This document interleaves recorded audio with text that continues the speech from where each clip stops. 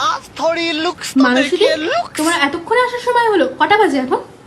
এতক্ষণে আসার সময় হলো মানে মাত্র 1 ঘন্টা দেরি হয়েছে। আর মানসিকটা আবার কি, ইউ কল মি মানসি, ওকে? সানগ্লাস পরে ঘর ঝাড় দিচ্ছ কেন? এদিকে ওদিকে নোংরা কিছুই দেখতে পারবে না তুমি। কিছু বলছিলে? এইভাবে তুমি সানগ্লাস পরে কেন ঘর ঝাড় দিচ্ছ? আমি সানগ্লাস পরে ঘর ঝাড় দিয়েছি আর মুখগ্লাস পরে ঝাড় দিতে তোমার কি দিদি? আর যদি তোমার মনে হয় যে ঘর ঝাড় দেওয়া ভালো হচ্ছে না, তাহলে ঝাড়টা এবার তুমিই দিয়ে নাও।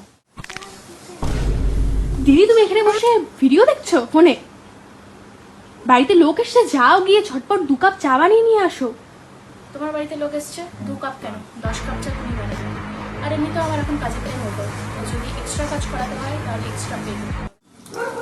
এভাবে কানে ফোন নিয়ে কথা বলতে বলতে বাসন মাজছো? এই জন্যই তো বাসনগুলোতে একটু লেগে থাকে। আমার পার্সোনাল কলিং টাইমে তুমি এলে কেন? এভাবে একটু ধরো। তোমার যদি প্রবলেম হয় আমার বাসন মাজা নিয়ে, তাহলে বাসনগুলো এবার নিজেই মাজা। দিদি আমার কাজ শেষ, আমি আসি, আবার কালকে আসবো। একটু দাঁড়াও, এখানে একটু বসো, আবার আমি কি আসছি। হলো? আমি আসছি, তো একটু তোমার বসো। extra কাজ করতে পারবো না। না না না, একটু বসো না। না, পারা যায় না।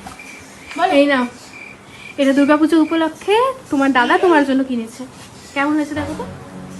এরকম শাড়ি আমি পরি না দিদি, এত কম দামি খসখসে কাপড় না দিদি। তাহলে এরকম শাড়ি আমি পরি না দিদি। দিয়ে দাও। না না না, কেন দেবো? আমি গরিবদের মধ্যে ভাগ করে দেবো। ও মানে একটাই তো শাড়ি, কোনো এক গরিবকে দিয়ে দেবো। ঠিক আছে দিদি, বাই।